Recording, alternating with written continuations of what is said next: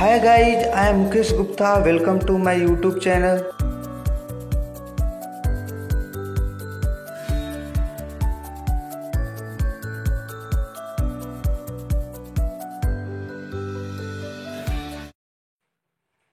प्रिय दोस्तों, आज हम लोग क्लास 12 का मैथ शुरू करने वाले हैं, जिसका चैप्टर नंबर 3 कंप्लीट करेंगे, जिसका नाम है आव्यूह अर्थात मैट्रिक्स। तो फ्रेंड, यदि आप मेरे चैनल पर नए हैं तो मेरे चैनल को सब्सक्राइब करें, साथ में बेल आइकन को प्रेस करें ताकि किसी भी वीडियो का अपडेट आपको मिलता रहे। यदि इसका पिछला चैप्टर आपने कवर नहीं किया है तो डिस्क्रिप्शन बॉक्स में लिंक दिया गया, आप वहां से कवर कर सकते हैं। ठीक है, तो फ्रेंड इस वीडियो को पूरा देखिएगा और ध्यान से देखिएगा, बहुत मजा आने वाला है क्योंकि मैं बिल्कुल इस सरल भाषा में आपको बताऊंगा। तो फ्रेंड, ज्यादा समय नहीं लेते हुए सबसे पहले ये समझ लेते हैं इसमें कौन कौन से टॉपिक्स को पढ़ना है। ठीक है, सबसे पहला टॉपिक भूमिका अर्थात इंट्रोडक्शन प्लस बेसिक कंसेप्ट। दूसरा है आव्यूह की परिभाषा। तीसरा हम लोग जानेंगे आव्यूह का निरूपण। चौथा आव्यूह की कोटि। पांचवा आव्यूह का अवयव। छठा कुछ उदाहरण भी समझेंगे। सातवां आव्यूह का प्रकार और आठवां आव्यूह की समानता। ठीक है, तो फ्रेंड अब हम लोग अपने टॉपिक को शुरू करते हैं।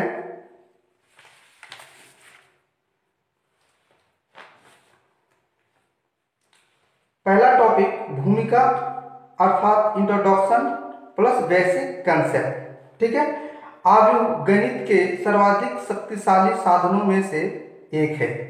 तो जो आव्यूह है सर्वाधिक शक्तिशाली साधनों में से क्या है? एक है। अन्य सीधी सादी विधियों की तुलना में यह गणितीय हमारे कार्य को काफी हद तक सरल कर देता है। इसका उपयोग गणित के विभिन्न क्षेत्र में, विज्ञान के विभिन्न क्षेत्र में, बजट में, प्रोग्रामों में इत्यादि में किया जाता है। तो फ्रेंड, आव्यूह का प्रयोग हम लोग दो चर वाले रैखिक समीकरणों को हल करने में भी करते हैं। कोई प्रोग्राम आयोजित होता है उसमें भी हम लोग आव्यूह का मदद लेते हैं। बजट बनाते हैं तब भी हम लोग आव्यूह का प्रयोग करते हैं, या विज्ञान के विभिन्न क्षेत्रों में भी आव्यूह का प्रयोग किया जाता है। ठीक है, अब हम लोग फ्रेंड आव्यूह अर्थात मैट्रिक्स की परिभाषा को समझ लेते हैं। ठीक है, आव्यूह संख्याओं या फलनों का एक आयताकार क्रम विन्यास है। इन संख्याओं या फलनों को आव्यूह के अवयव कहते हैं। तो जो आव्यूह होता है वो संख्याओं या फलनों का एक आयताकार क्रम विन्यास होता है। क्रम विन्यास का अर्थ होता है क्रम में सजावट। ठीक है, और जो आव्यूह के अवयव होते हैं वो संख्या या फलन होता है। ठीक है, आव्यूह के अवयव होते हैं संख्या या फलन। इसको उदाहरण के माध्यम से समझ लेते हैं। राधा के पास 15 पुस्तिकाएं और 6 कलम है। फौजिया के पास 10 पुस्तिकाएं और 2 कलम है। ठीक है, सिमरन के पास 13 पुस्तिकाएं और 5 कलम है। ठीक है, अब इसे हम आव्यूह के रूप में निम्नलिखित ढंग से व्यक्त कर सकते हैं। इसे हम लोग दो तरह से व्यक्त करेंगे। ठीक है, पहला विधि, पुस्तिका को हम लोग कलम में रखेंगे, स्तंभ में रखेंगे। ठीक है, और कलम को भी स्तंभ में रखेंगे। ठीक है, इसे स्तंभ बोलते हैं और इसे पंक्ति, यानी राधा, फौजिया, सिमरन को किस में रखेंगे? पंक्ति में। ठीक है, तो याद रखिएगा फ्रेंड, स्तंभ को हम उद्गार भी बोलते हैं, जिसे कलम को हम लोग सी से डिनोट करते हैं। पंक्ति को हम लोग क्षैतिज भी बोलते हैं, जिसे रो बोलते हैं, और इसे आर से सूचित किया जाता है। तो आप देख सकते हैं इसमें कितनी पंक्ति हैं? 1, 2 और ये 3। तो पहला पंक्ति R1, दूसरा पंक्ति R2 और तीसरा पंक्ति R3। और इसमें कलम कितने हैं? 1, 2। तो पहला कलम C1 और दूसरा कलम C2। इसमें पुस्तिका और कलम को स्तंभ के रूप में रखा गया है, राधा, फौजिया और सिमरन को पंक्ति के रूप में रखा गया है। ठीक है, तो आप देख सकते हैं ये संख्याओं का एक आयताकार क्रम विन्यास है, यानी संख्याओं को क्रम में सजाया गया और इसे आयत भी बोलते हैं। तो जो संख्या है किस रूप में है? आयत के रूप में सजाया गया है। संख्याओं को किस रूप में सजाया गया है? आयत के रूप में सजाया गया है। और दूसरा विधि हम लोग जानेंगे। दूसरी विधि, पहली विधि में हम लोग पुस्तिका और कलम को स्तंभ के रूप में सजाया गया था, अब पुस्तिका और कलम को पंक्ति के रूप में सजाएंगे, और राधा, फौजिया और सिमरन को स्तंभ के रूप में। तो इसमें कितने स्तंभ हैं? 1 2 3, C1 C2 और C3। और इसमें पंक्ति कितना है? R1 R2। ठीक है, तो आप समझ सकते हैं कि हम लोग इसे आव्यूह के रूप में दो प्रकार से निरूपण किया, कोई दिक्कत नहीं होगा इसमें। तो फ्रेंड अब हम लोग नेक्स्ट टॉपिक को शुरू करते हैं, आव्यूह का निरूपण। ठीक है, आव्यूह को अंग्रेजी वर्णमाला के बड़े अक्षरों A B C dot dot इत्यादि द्वारा सूचित किया जाता है। ठीक है, आव्यूह के अवयवों को अंग्रेजी वर्णमाला के छोटे अक्षरों A B C dot dot इत्यादि द्वारा सूचित किया जाता है। आव्यूह के अवयवों को केवल अच्छा लगने के लिए छोटे या बड़े कोष्ठक के अंदर लिखा जाता है। तो ये आव्यूह हो गया। तो आव्यूह को हम लोग अंग्रेजी वर्णमाला के बड़े अक्षर के द्वारा निरूपित करते हैं।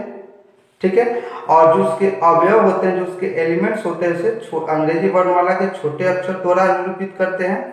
और आव्यूह के अवयवों को हम लोग छोटे ब्रैकेट या बड़े ब्रैकेट के अंदर लिखते हैं। ये केवल अच्छा लगने के लिए ही आव्यूह के अवयवों को छोटे या बड़े ब्रैकेट के अंदर लिखा जाता है। तो ये हो गया आव्यूह का हम लोग निरूपण पढ़ चुके। अब हम लोग नेक्स्ट टॉपिक पढ़ेंगे आव्यूह की कोटि। ठीक है, m पंक्तियों तथा n स्तंभों वाले किसी आव्यूह को m/n कोटि का आव्यूह या केवल m/n आव्यूह कहते हैं। ठीक है, जैसे किसी आव्यूह का कोटि कैसे निकालते समझ लें। किसी आव्यूह में पंक्ति की संख्या और स्तंभ की संख्या। ठीक है, तो कोटि जो होता है पंक्ति बाय स्तंभ होता है। यदि किसी आव्यूह में m पंक्ति है और n स्तंभ है तो उस आव्यूह की जो कोटि होगी m/n होगी। इसे एग्जाम्पल के द्वारा समझ लेते हैं। यहाँ पर 3 आव्यूह है A B C। पहला आव्यूह में आप देख सकते हैं, इसमें 3 पंक्ति है R1 R2 R3 और इसमें स्तंभ कितना है? C1 C2। 2 स्तंभ है और 3 पंक्ति है। तो हम लोग जब भी कोटि लिखते हैं उसमें पहले पंक्ति लिखेंगे बाद में स्तंभ। अगर इसको हम लोग गलती कर देते हैं, पहले स्तंभ और पंक्ति बाद में, तो गलत हो जाएगा। तो फिर इसमें कितने पंक्ति है? 1 2 3। पहले पंक्ति की संख्या लिख देंगे और स्तंभ कितना है? 1 2, तो 2 स्तंभ की संख्या लिख देंगे। तो इस आव्यूह की कोटि हो जाएगी 3/2। अब इस आव्यूह की कोटि के बारे में समझते हैं। इसमें कितने पंक्ति हैं? 1 2 3 लिख देंगे। स्तंभ कितने हैं? 1 2 3। उसके बाद स्तंभ भी लिख देंगे। तो ये जो आव्यूह होगी इसकी कोटि क्या होगी? 3/3 होगी। इस आव्यूह का बात करते हैं, इसमें कितनी पंक्ति है? 1 2 3 लिख देंगे और इसमें स्तंभ कितना है? 1। इस आव्यूह की कोटि होगी 3/1। अब हम लोग कोटि के आधार पर आव्यूह में अवयवों की संख्या ज्ञात कर सकते हैं। ठीक है, ए में अवयव की संख्या, तो ए में देख सकते हैं इसमें कोटि क्या है? 3/2। तो यानी कि पंक्ति और पंक्तियों की संख्या और स्तंभ की संख्या में गुना करने पर आव्यूह में अवयव की संख्या ज्ञात हो जाती है। 3 गुना के 6। इसमें कितने अवयव है? 1 2 3 4 5 6। इसमें कितने अवयव है? 6। और दूसरी आव्यूह में कितने अवयव है? तो इसमें 3 पंक्ति है और 3 स्तंभ है। तो गुना कर देंगे 3 3 का 9। तो इसमें टोटल कितने एलिमेंट्स है? 9 एलिमेंट्स है। और तीसरे आव्यूह का बात करें, इसमें इसकी कोटि 3/1 है। तो इसमें गुना करेंगे तो इसमें एलिमेंट्स की संख्या कितना होगा? 3 होगा। अब हम लोग फ्रेंड आव्यूह का अवयव के बारे में समझते हैं। इसको ध्यान से देखिएगा। A11 A12 A13 dot dot dot A1n। ठीक है, यहाँ आप देख सकते हैं 1 स्थिर है, यहाँ पर 1 है, यहाँ पर भी 1 है, 1 1। ठीक है, आप देख सकते हैं। लेकिन ये बदल रहा है। ये जो पहले होता है, हम पहले ही मैंने बताया था, कोटि में पहले हम लोग क्या लिखते हैं? पंक्ति, और बाद में स्तंभ लिखते हैं। ठीक है, तो इसको समझ लेते हैं। इसमें ये पहला पंक्ति में है, ये जितने एलिमेंट्स है सब पहले पंक्ति में, इसलिए 1 1 लिखा गया है। स्तंभ बदल रहा है। ये जो A11 है ये पहले स्तंभ में है, A12 है जो ये दूसरे स्तंभ में, A13 है जो ये तीसरे स्तंभ में, A1 है ये nवें स्तंभ में है। तो आप देख सकते हैं ये तो स्तंभ बदल रहा है, लेकिन ये पंक्ति फिक्स है, इसलिए पंक्ति फिक्स है, इसलिए सब में 1 1 रखा है। पहले पंक्ति में इसमें सब में 1 1 रहेगा और स्तंभ बदल रहा है 1 2 3 डॉट डॉट n, यानी इसमें कितने स्तंभ है? n स्तंभ है। ठीक है, अब देख सकते हैं, इधर बात करते हैं। ये दूसरा पंक्ति है, इसमें दो दो लिखा गया है। ठीक है, अब देख सकते हैं इसमें पंक्ति, इसमें पंक्ति क्या है, एम पंक्ति है। ठीक है, ये अंतिम लाइन है, अंतिम लाइन ही पंक्तियों की संख्या को निरूपित करेगा, टोटल पंक्तियों की संख्या निरूपित करेगा। इसमें एम पंक्ति है और ये जो 1 2 3 है ये स्तंभों की संख्या है। ठीक, इसी तरह आगे बढ़ते जाएंगे तो ये एन मिलेगा और ये तो एम स्थिर ही रहेगा क्योंकि ये लास्ट पंक्ति है। तो अंत में जो एलिमेंट होगा उसका स्थान क्या होगा, ए एम एन। तो जो अंत वाला होता है एम एन वो कोटि होता है, उस अवयव की क्या होती है, कोटि होगा। इसको और विस्तार में हम लोग आगे समझेंगे। ठीक है, अवयव में आयव्य पंक्ति के अवयव, तो जब आयव्य पंक्ति का होगा तो आई हमेशा स्थिर रहेगा, केवल बदलेगा क्या, स्तंभ। पहले पंक्ति होता है और बाद में स्तंभ होता है।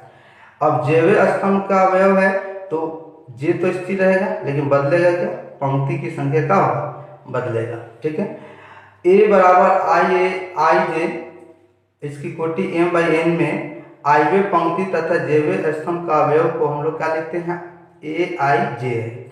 यानी कोई अवयव है जो आईवे पंक्ति में है और जेवे स्तंभ में, तो उसके स्थान क्या होगा, ए आई जे। ठीक है, अब हम लोग इसको एग्जाम्पल के माध्यम से समझ लेते हैं। ठीक है, यहाँ पर एक अवयव है A11, A12, A13, A14। ठीक है, अब बात करते हैं इस अवयव को। तो ये पहला पंक्ति में है और पहला स्तंभ में है। तो A11 का मतलब होता है अवयव जो है पहला पंक्ति में है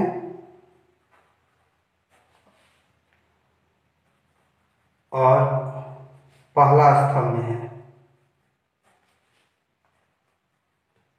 ये समझ में आ गया।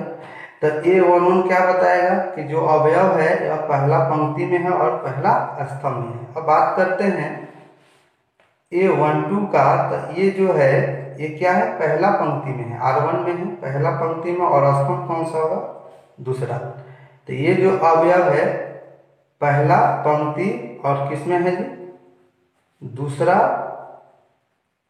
दूसरा स्तंभ में है।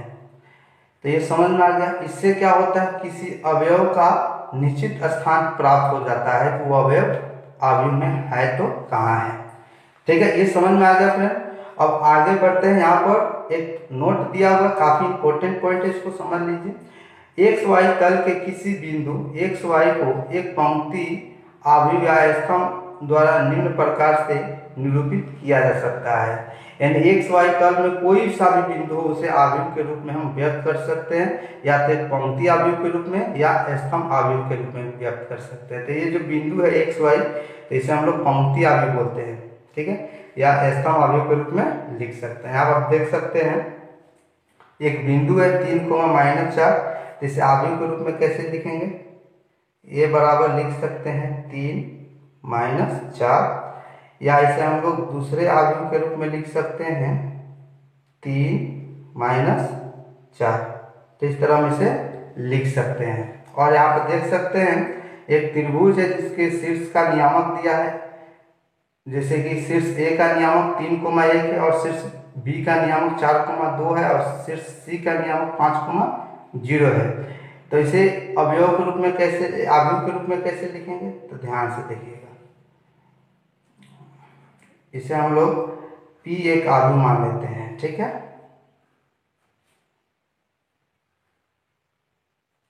मान लीजिए एक बिंदु A हो गया, ये B हो गया, ये C हो गया। तो A का नियामक कितना है 3,1 और B का नियामक कितना है 4,2 और C का नियामक कितना दिया है 5,0। तो आप देख सकते हैं त्रिभुज के तीनों शीर्षों को एक अवयव के रूप में निरूपित कर दिया गया है। अब उसके बाद हम लोग चतुर्भुज, ठीक है, चतुर्भुज के 4 शीर्ष होते हैं और चारों शीर्ष को एक अवयव के रूप में कैसे निरूपित करना है। तो इसे हम लोग क्यों मान लेते हैं एक अवयव, इसको हम लोग दूसरे तरह से व्यक्त करेंगे। यहाँ पे शीर्ष A बी सी और ये हो गया डी। ठीक है, तो अब ए में जो अवयव है 1,0 है, तो 1 0, और बी का जो अवयव है 3,2 है, और सी का 1,3 है, और डी का -1,-2 है। तो एक्स वाई तल में कोई बिंदु हो तो उसे आव्यूह के रूप में कैसे निरूपित करना है, ये समझ में आ गया। आगे बढ़ते हैं। अब देखिए फ्रेंड, यहाँ पर क्वेश्चन नंबर 1 जो मैंने बताया था, कुछ क्वेश्चन हम लोग करेंगे। ठीक है, पहला क्वेश्चन है, यदि किसी आव्यूह में 4 अवयव है तो इसकी संभव कोटियां क्या हो सकती है। तो पहले इसे नॉर्मल, इसे लॉन्ग तरीका से समझते हैं, उसके बाद एक शॉर्ट तरीका के माध्यम से समझेंगे। ठीक है, तो इसे समझ लेते हैं। मान लीजिए 4 अवयव हम ले लेते हैं, 1 2 3 और 4। तो 4 अवयवों को लेकर हम कितने अवयव बना सकते हैं, समझ लेते हैं। एक तो इस तरह से लिख सकते हैं 1 2 3 4, तो इसकी कोटि क्या हो जाएगी, 2/2 हो जाएगी। या एक ऐसे भी एक अवयव बना सकते हैं, 1 2 3, सॉरी कॉमा नहीं रहेगा, 3 और 4। तो यहाँ पर एक ये अवयव हो गया। एक अवयव ऐसा भी हो सकता है, 1 2 3 4। ठीक है, तो इसकी जो कोटि होगी फ्रेंड, ये 4/1 भी बोलते हैं। इसकी जो कोटि होगी 1/4 होगी। इसमें एक पंक्ति है और 4 स्तंभ है, और इसमें 4 पंक्ति है और एक स्तंभ है। तो 4 अवयव से कितनी कोटि बन सकती है, 3 कोटि। एक 2/2 का, एक 1/4 का, और एक 4/1 का बन सकता है। यानी कितनी कोटि बन सकती है 4 अवयव से, 3 कोटि बन सकती है। अब इसे हम लोग एक नॉर्मल तरीका से समझते हैं। ठीक है, अब हम लोग 4 का गुणनखंड निकालेंगे। 4 का जो गुणनखंड होगा वो तो या तो 1/4 होगा, या 4/1 होगा, या 2/2 होगा। तो 4 का जो गुणनखंड होगा, गुणनखंडों की संख्या ही कोटि होगा, अवयव की कोटि की संख्या होगा। तो कितनी कोटि बन सकती है, अवयव 4 से 3 कोटि बन सकती है। ठीक है, तो आप यहाँ पर उस नोट को भी देख लीजिए। नोट, किसी अवयव के अवयवों की संख्या के गुणनखंडों की संख्या को ही अवयव के संभव कोटियां कहते हैं। यानी किसी अवयव में जो अवयव की संख्या होता है, उस अवयव संख्या के जो गुणनखंड होता है, गुणनखंडों की संख्या को ही अवयव के संभव कोटियां कहते हैं। अब यहाँ देख सकते हैं, जब अवयव में 8 अवयव हो तो इसकी संभव कोटियां क्या हो सकती है। तो जब 8 अवयव है तो फिर इसकी क्या होगी, 2/4 होगा, 4/2 होगा, और 1/8 होगा, या 8/1 होगा। अब नहीं हो सकता है, ये समझ में आ गया फिर। तो 8 अवयव से कितनी कोटि बन सकती है, 4 कोटि बन सकती है। ठीक है, उसके बाद हम लोग क्वेश्चन नंबर 3 कंप्लीट करेंगे। क्वेश्चन नंबर 3, एक ऐसे 2/2 अवयव की रचना कीजिए जिसके aij बराबर 2i + 3j द्वारा प्रदत्त है। ठीक है, तो हमें 2/2 अवयव की रचना करना है। तो इसे हल करते हैं। एक 2/2 अवयव सामान्यतः इस प्रकार होता है। तो 2/2 का जो अवयव होगा इस तरह होगा, a11 a12 a22 a23। ये जो अंत में आया है यह अवयव की क्या होगा, कोटि होगा। ठीक है, तो अब हम देख सकते हैं अवयव का जो व्यापक रूप दिया है, aij बराबर 2i + 3j। ठीक है, तो हमें 2/2 का अवयव ज्ञात करना है। इसमें मैक्सिमम 2 पंक्ति और मैक्सिमम 2 स्तंभ है। तो i का मान, i तो पंक्ति होगा, तो 2 पंक्ति है तो i का जो मान होगा या तो 1 होगा या 2 होगा। और इसमें 2 स्तंभ है तो j का भी मान जो होगा 1 और 2 ही होगा। ठीक है, तो हम लोग a11 का मान निकालेंगे, a11। तो आप देख सकते हैं i का मान 1 है और j का मान 1 है। तो इसमें रख देंगे i के स्थान पर 1 और j के स्थान पर 1। तो ये टोटल कितना होगा, कैलकुलेट करेंगे 5 आएगा। ठीक है, उसके बाद है a12। ठीक है, अब देख सकते हैं i के मान 1 और j का मान कितना दिया, 2। तो यहाँ पर i के स्थान पर 1 रखेंगे और j के स्थान पर क्या रखेंगे, 2। तो इसमें ये करेंगे 2 6 और कितना हो जाएगा 8। अब बात करते हैं 2 2। तो यहाँ पर आई का मान 2 और जे का मान कितना दिया 2 दिया है। तो यहाँ आई जो है इसके स्थान पर 2 को रखेंगे और जे के स्थान पर 2 को रखेंगे। तो 4 प्लस 6 यानी कितना होगा 10। और 1 2 हो गया।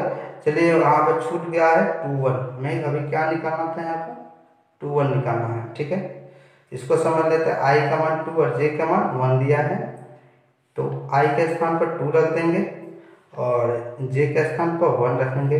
4 प्लस 3 यानी कितना हो गया 7। तो जो 2/2 का जो आव्यूह था वो क्या था A11 A12 A21 A22। ठीक है, तो इसके मान को हम लोग रख देंगे और आव्यूह हमें प्राप्त हो जाएगा। तो A11 का मान कितना दिया है 5, A12 का मान 8, A22 का मान 10 दे दिया, A21 का मान सॉरी 22 नहीं होगा, पहले 21 और 7 दिया होगा और 22 का मान कितना दिया है फिर 10 दे दिया है। तो यहाँ पर हम लोग आव्यूह प्राप्त कर दिए। इस तरह का और भी हम लोग क्वेश्चन बनाएंगे बुक से। ठीक है, अब हम लोग जानेंगे फ्रेंड आव्यूह के प्रकार। आव्यूह के प्रकार के बारे में जानेंगे। Types of matrix. स्तंभ आव्यूह। एक आव्यूह स्तंभ आव्यूह कहलाता है यदि उसमें केवल एक स्तंभ हो। ठीक है, तो स्तंभ आव्यूह का जो व्यापक रूप होता है फ्रेंड A बराबर AIJ M क्रॉस 1 यानी M/1। ठीक है, यानी कहने का मतलब इसमें स्तंभ कितना होगा एक और पंक्ति की संख्या कुछ भी हो सकता है। ठीक है, जैसे हम लोग समझ लेते हैं स्तंभ आव्यूह। जैसे आप देख सकते हैं इसमें स्तंभ कितना होगा एक ही स्तंभ होगा। तो ये 1 2 हो गया, तो इसकी कोटि होगा 2 क्रॉस 1 या 2/1 भी बोलते हैं।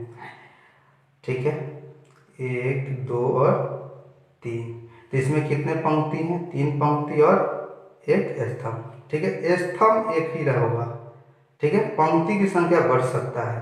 एक और हम लोग ले सकते हैं 1 2 3 और 4। इसकी कोटि क्या होगा 4/1 होगा। तो आप देख सकते हैं इसमें पंक्ति की संख्या बदल रहा है लेकिन स्तंभ की संख्या हर बार क्या आ रहा है 1।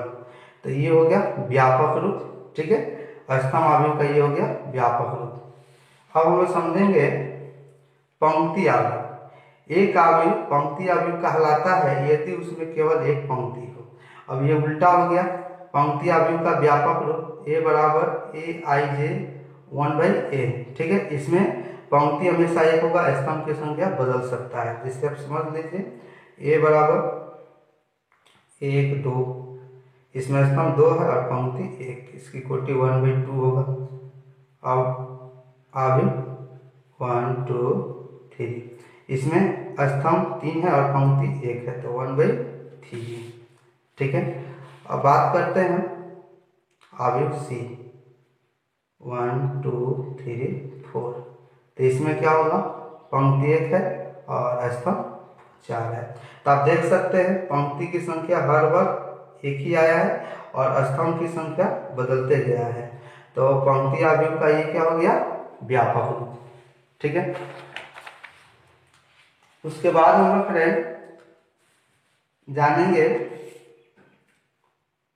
वर्ग आव्यूह स्क्वायर मैट्रिक्स के बारे में।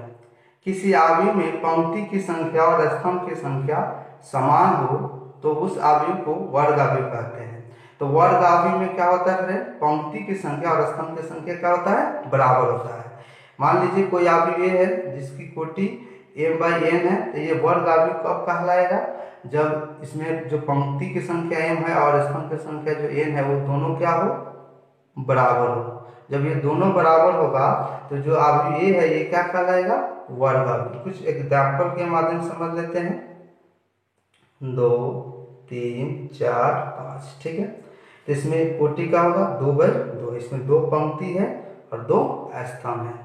एक और आव्यूह ले लेते हैं, मान लीजिए ये 2 हो गया, तो इसमें पंक्ति 1 है और स्तंभ भी 1 है। एक आव्यूह और ले लेते हैं 1 2 3 4 5 6 7 8 कुछ भी ले सकते हैं आप। तो इसमें 3 पंक्ति और 3 स्तंभ। तो इसमें हर बार आप देख सकते हैं पंक्ति और स्तंभ की संख्या क्या है, बराबर है। तो जिसमें पंक्ति और स्तंभ की संख्या बराबर है उसे क्या कहेंगे फ्रेंड, वर्गावयव कहेंगे। ठीक है। नेक्स्ट आप देख सकते हैं यदि आप ए बराबर इतना है तो ए के विकर्ण के अवयव, ठीक है, इसको समझ लेते हैं फ्रेंड। कोई वर्गावयव का जो विकर्ण होता है, मुख्य विकर्ण ये वाला होता है, इसे वर्गावयव का मुख्य विकर्ण कहते हैं। तो जो विकर्ण का अवयव होगा फिर 2 7 और 1 क्या होगा, ए के विकर्ण का अवयव होगा 2 7 1 होगा। तो याद रखिएगा इसे क्या बोलते हैं, यानी कि लेफ्ट से राइट की ओर जाएंगे, हाँ लेफ्ट से राइट की ओर जाएंगे, ठीक है, ऊपर से नीचे, ये हो गया लेफ्ट, ये हो गया राइट, ठीक है। तो हमें किधर जाना, लेफ्ट से राइट की ओर, यानी ऊपर से जब नीचे जाएंगे तो ये जो होगा मुख्य विकर्ण, जिसे हम लोग विकर्ण बोलते हैं। विकर्ण के जो अवयव है 2 7 और 1 है। ये इंपॉर्टेंट है, आगे हम लोग जो भी टॉपिक होगा इससे रिलेटिव होगा, इसलिए इसको समझ लीजिए। आगे बढ़ते हैं हम लोग। विकर्ण अवयव देखिए आगे, विकर्ण अवयव एक वर्ग अवयव विकर्ण अवयव कहलाता है यदि विकर्ण के अतिरिक्त सभी अवयव शून्य हो। तो कोई भी वर्ग अवयव तभी विकर्ण अवयव कहलाएगा उसके मुख्य विकर्ण को छोड़कर बाकी सभी अवयव क्या हो, 0। इसको समझ लीजिए। अवयव ए बराबर जिसकी कोटि दिया m/n विकर्ण अवयव कहलाता है। ये जो अवयव है ये विकर्ण अवयव कब कहलाता है, जब aij का मान क्या हो, 0। aij का मान 0 होगा। aij का मान 0 कब होगा, जब i और j बराबर नहीं होगा। जैसे कि आप अब देख सकते हैं a1 2, तो यहाँ पर i का मान 1 और j का मान 2, ये दोनों बराबर नहीं है, 1 2 आपस में बराबर नहीं होगा। तो विकर्ण अवयव में जब ये दोनों बराबर नहीं होगा 0 होगा, वो 2 3 हो तो अभी क्या होगा, 0 होगा। लेकिन जब बराबर हो, 2 2 हो, 1 1 हो या 3 3 हो, तो कोई अज्ञात राशि जरूर होगा या कोई राशि होगा जो हमें अभी ज्ञात नहीं है। कुछ उदाहरण के माध्यम से पहले समझ लेते हैं इसे। आप देख सकते हैं 1 0 0 0 2 0 0 0 3। इसमें होता क्या है फ्रेंड, मुख्य विकर्ण के छोड़कर बाकी सभी अवयव क्या होते हैं, 0। तो इस तरह के अवयव को हम लोग क्या बोलते हैं, विकर्ण अवयव कहते हैं। ठीक है। आप देख सकते हैं ये जो अवयव है ये 1 1 का अवयव है, ठीक है। ये जिसका मान अभी 1 दिया है, ये जो अवयव है ये 2 2 का अवयव है जिसका मान 2 है। ये जो अवयव है ये 3 3 का अवयव है जिसका मान 3 दिया है। तो बाकी जो ये 1 1 हो गया, ये जो ये 1 2 है इसका मान क्या है, 0। ये जो 1 3 है इसका भी मान क्या है, 0। आप देख सकते हैं जिसमें 1 2 या 1 3 जब ये बराबर नहीं है उस स्थिति में इसका मान क्या है, 0 है। समझ में आ गया। अब हम लोग जानते हैं अदिश अवयव। ठीक है। एक विकर्ण अवयव अदिश अवयव कहलाता है यदि इसके विकर्ण के सभी अवयव समान होते हैं। ठीक है। अदिश अवयव, अदिश अवयव भी एक विकर्ण अवयव होता है, लेकिन इसमें फर्क क्या होता है, इसके मुख्य विकर्ण के सभी अवयव क्या होते हैं, समान होते हैं। ठीक है। एक अवयव है aij, ये अदिश अवयव कहलाता है। ठीक है। कब कहलाता है, जब aij का मान 0 हो। ठीक है। कब, जब i और j बराबर नहीं हो तब ये क्या होता है, 0।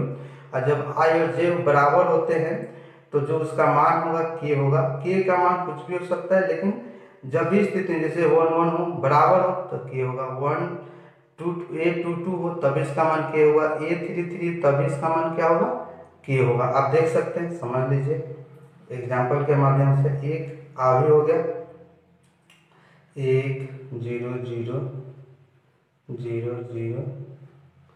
तो इसमें होता क्या है कि इसके जो मुख्य विकर्ण के जितने अवयव होंगे वो सब क्या होंगे, बराबर होंगे। वो 1 हो या k हो सकता है, कुछ भी हो जाए, लेकिन इसके मुख्य विकर्ण के सभी अवयव क्या होंगे, बराबर हो। दूसरा एग्जांपल देख लीजिए, 2 है 0 है 0 2 0 0 0 2। तो आप इसमें भी देख सकते हैं इसके मुख्य विकर्ण के सभी अवयव क्या है, आपस में बराबर है। ठीक है। कुछ भी हो आपस में बराबर होना चाहिए। तो ये अदिश अवयव हो गया। हम लोग अगला जो अवयव के बारे में जानेंगे, काफी इंपॉर्टेंट अवयव है, इकाई अवयव या तत्समक अवयव।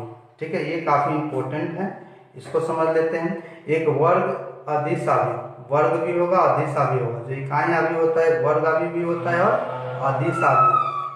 इकाई या तत्समक अवयव कहलाता है यदि इसके मुख्य विकर्ण के सभी अवयव इकाई हैं। ठीक है, जैसे देख सकते हैं ए आई जे जिसकी कोटि m बाई n है, तो इसमें क्या होगा, ए आई जे का मान 0 होगा। कब 0 होगा, जब i और j आपस में बराबर नहीं हो। और जब i और j बराबर होगा उस स्थिति में i j का मान कितना होगा, 1 होगा। जैसे जब बराबर नहीं होगा 1 2 0 1 3 तब भी 0 2 1 तब भी क्या होगा, जब बराबर होगा a 1 1 1 होगा, a 2 2 1 होगा, a 3 3 1 होगा। आप देख सकते हैं जब इसकी कोटि 1 बाई 1 हो तो इसे I1, याद रखिएगा इकाई अवयव को I से सूचित किया जाता है। तो जब इसकी कोटि 1 1 होगा तो I1 लिखेंगे, जब इसकी कोटि 2 2 होगा तब इसे I2 लिखेंगे, जब इसकी कोटि 3 बाई 3 होगा तब क्या लिखेंगे, I3। आप देख सकते हैं इसके जो मुख्य विकर्ण है, मुख्य विकर्ण के प्रत्येक अवयव एक है, इसमें कुछ अलग नहीं होगा। जब भी होगा तो इसके मुख्य विकर्ण का अवयव एक ही होगा। ठीक है, अब हम लोग फ्रेंड जानेंगे तुलनीय अवयव। दो अवयव ए और बी तुलनीय कहलाते हैं यदि दोनों अवयव की कोटि क्या हो, समान हो। जैसे आप समझ सकते हैं एक अवयव है 1 2 3 4, इसकी कोटि 2 बाई 2 है। एक अवयव बी है जिसकी कोटि ए बी सी इसके अवयव है और इसकी कोटि 2 बाई 2 है। तो आप देख सकते हैं दोनों अवयव की कोटि क्या है, बराबर है, इसलिए ए और बी क्या होंगे, तुलनीय अवयव होंगे। उसके बाद जानेंगे फ्रेंड शून्य अवयव। एक अवयव शून्य अवयव अथवा रिक्त अवयव कहलाता है यदि इसके सभी अवयव क्या हो, शून्य हो।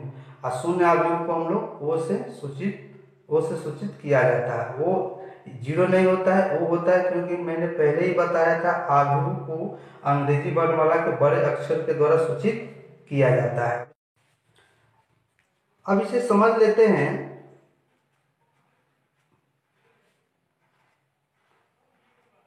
ठीक है, शून्य अवयव का प्रत्येक अवयव क्या होता है, शून्य होता है।